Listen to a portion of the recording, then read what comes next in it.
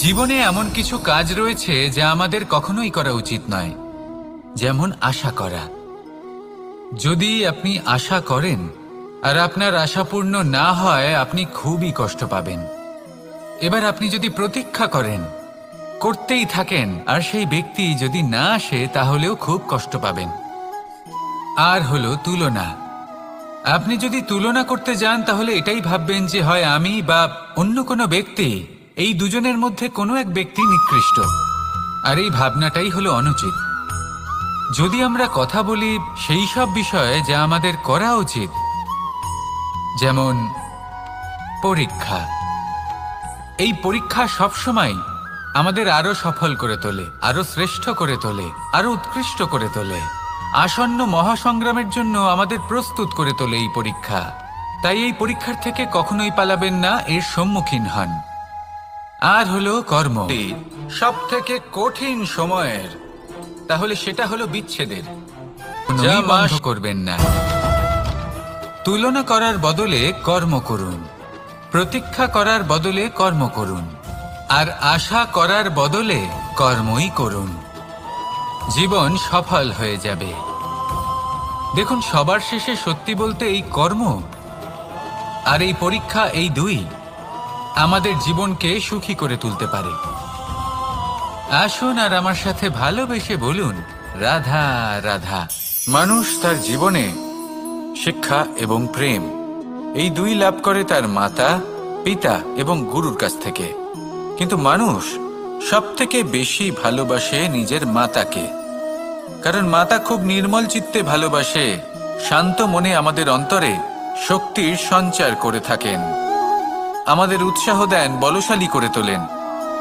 ব্যাপারটা কিন্তু এমন নয় যে আমরা নিজেদের বাবা বা গুরুকে ভালোবাসি না, তাদেরকেও আমরা অত্যন্ত ভালোবাসি, শুধু ওনাদের কঠোর ব্যবহার দেখলে আমরা একটু ভয় পেয়ে যাই। এবার ওনাদের এই কঠোর ব্যবহার আমাদের ভালো না লাগলেও অত্যন্ত আবশ্যক, কারণ মাতার থেকে আমরা যে শক্তি লাভ করি তা যেন নিয়ন্ত্রণ হারিয়ে বিধ্বংসী না হয়ে ওঠে, আমরা যেন কোনো কুপথে না চলে যাই, আমরা কখনো যেন দোষ না করে ফেলি। শুধু সেই জন্য পিতা এবং গুরু একটু কঠোর হয়ে ওঠেন, এবং ওনাদের এই কঠোর আচরণ ভবিষ্যতে গিয়ে আমরা অবশ্যই বুঝতে পারি। জীবনে কিছু বছর আমরা এগিয়ে যাই, আর তারপর আমরা বুঝতে পারি যে বাবা এবং গুরু আমাদের যথেষ্ট ভালোবাসতেন, কিন্তু ওনাদের ভালোবাসার বহিঃপ্রকাশ আলাদা। প্রয়োজনীয় হলো এটা দেখার, এটা বোঝার যে শুরু থেকে আমাদের প্রতি ওনাদের আচরণ কেমন ছিল। ওনাদের কঠোর হওয়ার পেছনে ওনাদের ভালোবাসাটা বোঝার চেষ্টা করুন, ওনাদের চিন্তাটা বোঝার চেষ্টা করুন, ওনাদের পথপ্রদর্শনের আড়ালে আপনার ভবিষ্যতের জন্য যে পরিকল্পনা ওনারা করেছেন সেটা বোঝার চেষ্টা করুন। তখন আপনারা বুঝতে পারবেন ওনাদের ভালোবাসাকে। আপনার মনের মধ্যে আপনা থেকেই ওনাদের প্রতি সম্মান জেগে উঠবে। নিজের পিতা এবং নিজের গুরু, এই দুজনের প্রতি কৃতজ্ঞতা প্রকাশ করুন আর আমার সাথে ভালোবেসে বলুন, রাধা রাধা। আমি অনেক সংখ্যক মানুষকে দেখেছি, তাদের কাছে অত্যাধিক জ্ঞান আছে, শিল্প আছে, ধন আছে, কীর্তি আছে, কিন্তু তারা এই সব কিছু নিজেদের কাছেই রাখেন, এই সমাজে বিতরণ করেন না। কারণ হলো ভয়। ওনাদের মনে হয় যে যদি আমি এই সব কিছু সমাজে বিতরণ করি, তাহলে সমাজ আমার শিল্প হোক, ধন হোক, জ্ঞান হোক, কীর্তি হোক, সবকিছু চুরি করে নিয়ে যাবে, আর তার বদলে আমি কিছুই পাবো না। এটা কিন্তু সত্য নয়। সত্য হলো এটাই যে যদি আপনি নিজেকে এই সংসারের প্রতি সমর্পিত করেন, তাহলে এই সংসার আপনার প্রতিও সমর্পিত থাকবে। আপনি শুধু ধন, জ্ঞান, কীর্তি, সম্মান পাবেন তাই নয়, বরং এই সমাজ আপনাকে নিজের চোখে হারাবে, মনের মধ্যে স্থান দেবে। তাই এই ভয় ত্যাগ করে দেখুন কিভাবে এই সমাজ আপনাকে প্রেম সমর্পণ করে। আসুন আমার সাথে ভালোবেসে বলুন, রাধা রাধা। জীবন কিসের উপর নির্ভরশীল? ধনের ওপর, বৈভবের ওপর, নিঃশ্বাসের ওপর? না, এই জীবন নির্ভরশীল বিশ্বাসের ওপর।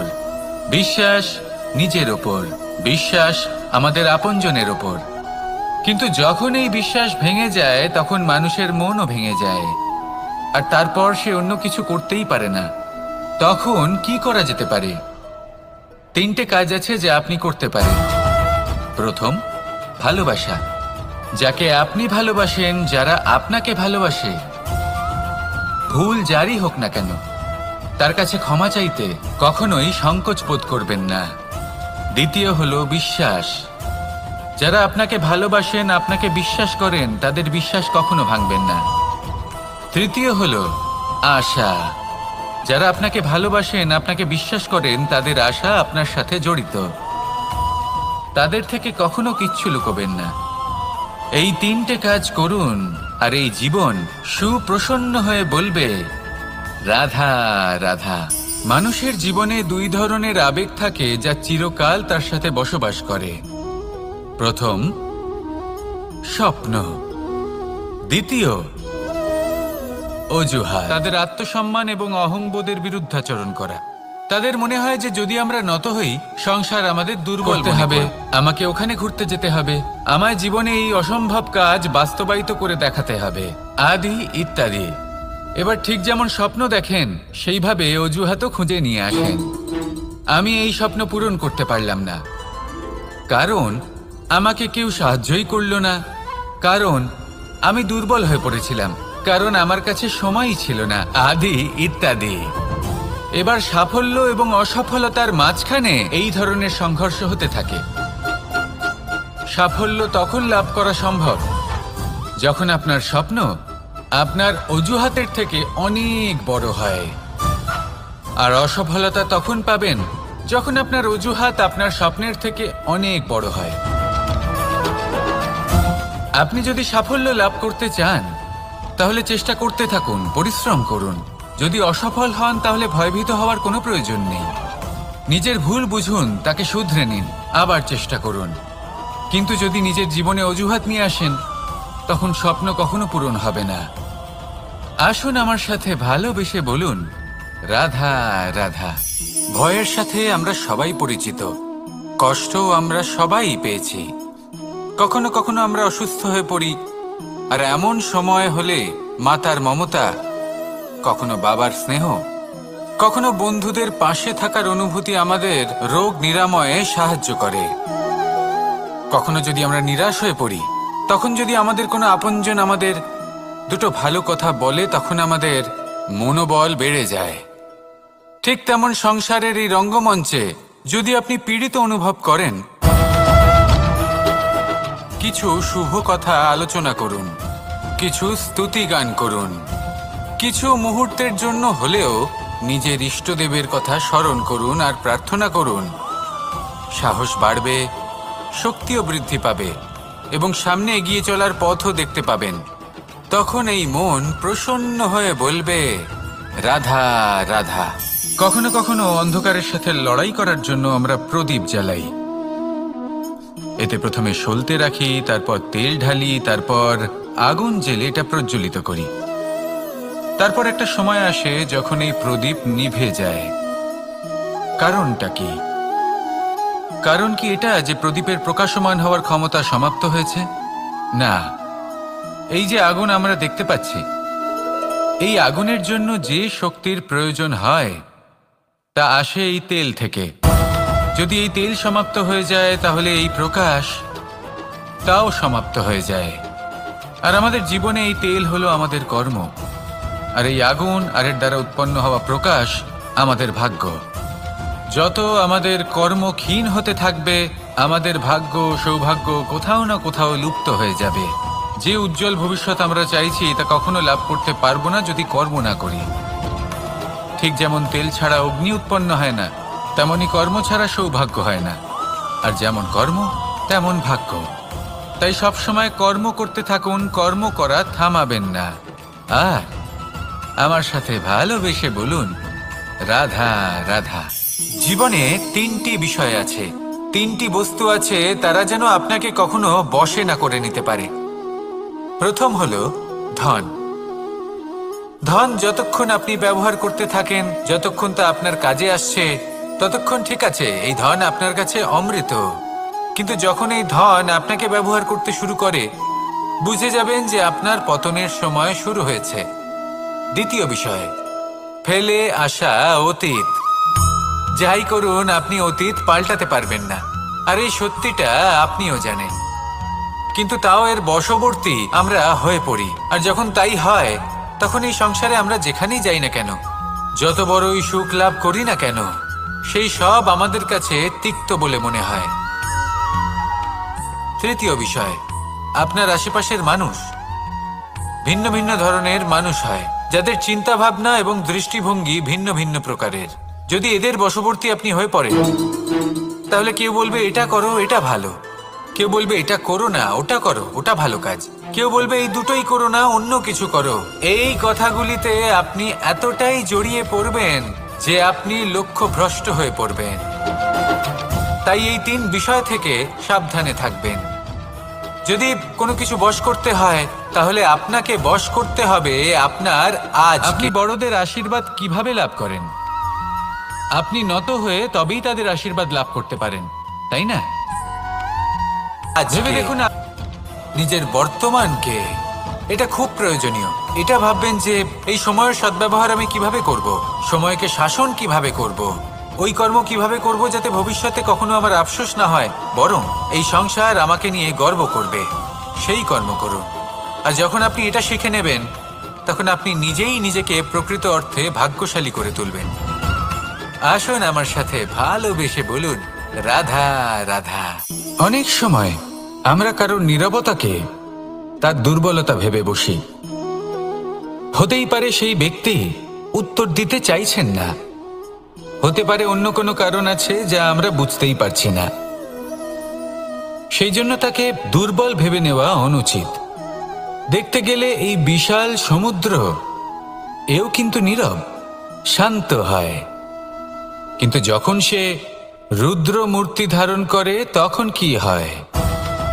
সমগ্র সংসারকে বিনাশের পথে নিয়ে যায় এই সমুদ্র, প্রলয় সৃষ্টি করে।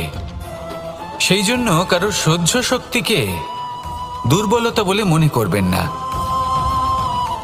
কারণ যদি এই নীরবতা নিজেকে ভেঙে বেরিয়ে আসে, তাহলে তা বিনাশের সমস্ত সীমা পার করে যেতে পারে। তাই এই নীরবতাকে সবসময় বুঝুন, সবসময় একে সম্মান করতে শিখুন, আর আমার সাথে ভালোবেসে বলুন, রাধা রাধা। কখনো কোনো চাতক পাখিকে দেখেছেন? কথায় আছে যে বছরে মাত্র একবার সে তার তৃষ্ণা মিটিয়ে থাকে, আর তাও আকাশে ভেসে থাকা মেঘের দ্বারা ঘটানো বৃষ্টির জলের ফোঁটা থেকে।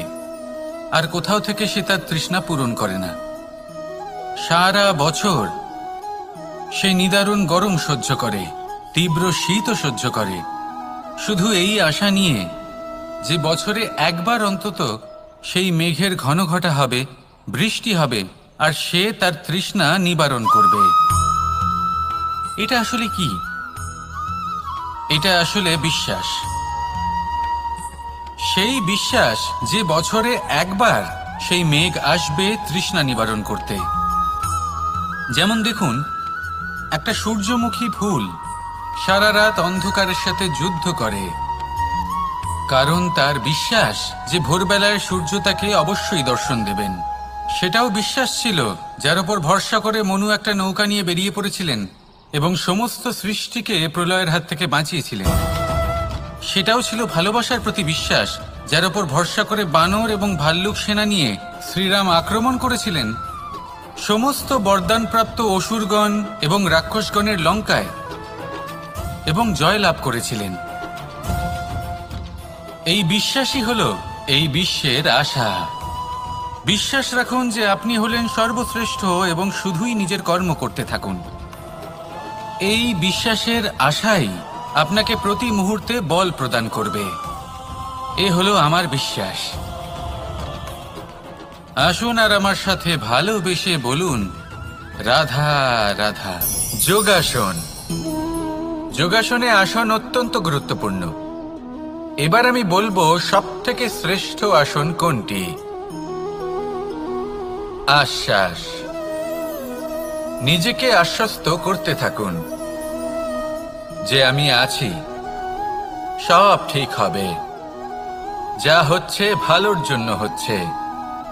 এই আশ্বাস আপনাকে জীবনে এমন ধনাত্মক বিশ্বাস দেবে যে আপনি বড় বড় সমস্যার সমাধান করতে পারবেন। এবার যদি কথা বলি সব থেকে কঠিন সময়ের, তাহলে সেটা হলো বিচ্ছেদের। যা মা সীতাকে সহ্য করতে হয়েছে শ্রীরামের জন্য, রাধা কৃষ্ণকেও সহ্য করতে হয়েছে। যে ব্যক্তি বিচ্ছেদের সময় সঠিক পথে চলে এসেছে সে জীবনে অনেক শ্রেষ্ঠ স্থানে অবশ্যই পৌঁছতে পারবে। এবার যদি কথা বলি সব থেকে জরুরি এবং গুরুত্বপূর্ণ সময়ের, তাহলে সেটা হলো সংযোগ। সকলকে সাহায্য করতে থাকুন। আপনি অন্যদের সাহায্য করে তাদের যত আনন্দ দিতে পারবেন ততটাই আনন্দ আপনারও জীবনে অবশ্যই আসবে। আসুন আর আমার সাথে ভালোবেসে বলুন, রাধা রাধা। সংসারে সকলে উঁচুতে উঠতে চায়, কেউ নত হতে চায় না। সবাই এটা মনে করে যে নত হওয়ার অর্থ হলো তাদের আত্মসম্মান এবং অহংবোধের বিরুদ্ধাচরণ করা। তাদের মনে হয় যে যদি আমরা নত হই সংসার আমাদের দুর্বল মনে করবে, তাদের শৌর্য এবং তাদের ব্যক্তিত্বের অপমান হবে। কিন্তু এটা কি সত্যি? প্রত্যেকবার নত হওয়ার অর্থ কি সম্মানহানি হওয়া? কখনোই নয়। আপনি নিজের জীবনকেই দেখে নিন। আপনার কোনো অমূল্য জিনিস যদি নিচে পড়ে যায় তাহলে তাকে কিভাবে তোলেন? সেই বস্তুকে তোলার জন্য আপনাকে নত হতেই হবে। আপনি বড়দের আশীর্বাদ কিভাবে লাভ করেন? আপনি নত হয়ে তবেই তাদের আশীর্বাদ লাভ করতে পারেন, তাই না? ভেবে দেখুন, আপনি একটা পথে হাঁটছেন, আপনি দেখতে চাইছেন যে আপনি সঠিক পথে হাঁটছেন কিনা, পায়ের নিচে কাঁটা পড়ে আছে কিনা। কিভাবে দেখবেন? আপনাকে সেই মাথা নত করেই দেখতে হবে। এর অর্থ কি?